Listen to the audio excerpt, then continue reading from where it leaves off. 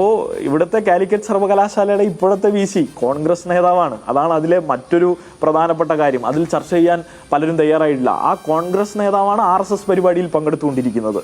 ഇവിടുത്തെ കോൺഗ്രസ് അധ്യാപക സംഘടനയുടെ പ്രധാനപ്പെട്ട നേതാവാണ് ബഹുമാനപ്പെട്ട രവീന്ദ്രൻ സാർ.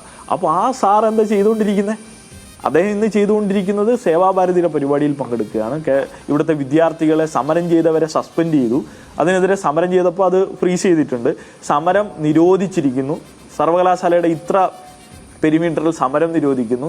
അങ്ങനെ RSS നമ്മൾ പലപ്പോഴും ഇന്ത്യയിലെ വിവിധ സംസ്ഥാനങ്ങളിൽ നിന്ന് കേട്ടിട്ടുള്ള RSS നയങ്ങൾ കേരളത്തിലെ സർവകലാശാലകളിൽ നടപ്പിലാക്കുന്ന ഏജന്റുമാരായിട്ട് അവർ മാറുകയാണ്. അവർക്കെതിരെയൊക്കെ ശക്തമായ സമരമുണ്ട്. ഇന്നിപ്പോൾ എന്നാലും ഞങ്ങൾ സമരം ആലോചിച്ചിട്ടില്ല. കാലിക്കറ്റ് സർവകലാശാലയുടെ ഭാഗമായി ഉള്ള നമ്മുടെ തെരഞ്ഞെടുപ്പിൻ്റെ പ്രവർത്തനങ്ങളുമായി ബന്ധപ്പെട്ട് അതിൻ്റെ ഏകോപനവും മറ്റു കാര്യങ്ങളൊക്കെ നടന്നുകൊണ്ടിരിക്കുകയാണ്. തുടർ സമരങ്ങളുണ്ടാവും. അതോടൊപ്പം തന്നെ പാലക്കാട് വിക്ടോറിയ കോളേജിലെ KSU നേതാവിന് മാർക്ക് ദാനം നൽകിയ ഒരു വിഷയം കൂടി ഇവിടുത്തെ VCക്കെതിരെ നിലനിൽക്കുന്നുണ്ട്. അത്തരത്തിൽ എല്ലാം വളരെ ഓട്ടോക്രാറ്റിക്കായി പെരുമാറിക്കൊണ്ടിരിക്കുന്ന വൈസ് ചാൻസലർമാരുണ്ടാവുന്നു. ഒരു ജനാധിപത്യ സമൂഹത്തിന് ചേരാത്ത വിധത്തിൽ ഇവരെല്ലാം പെരുമാറുന്നു.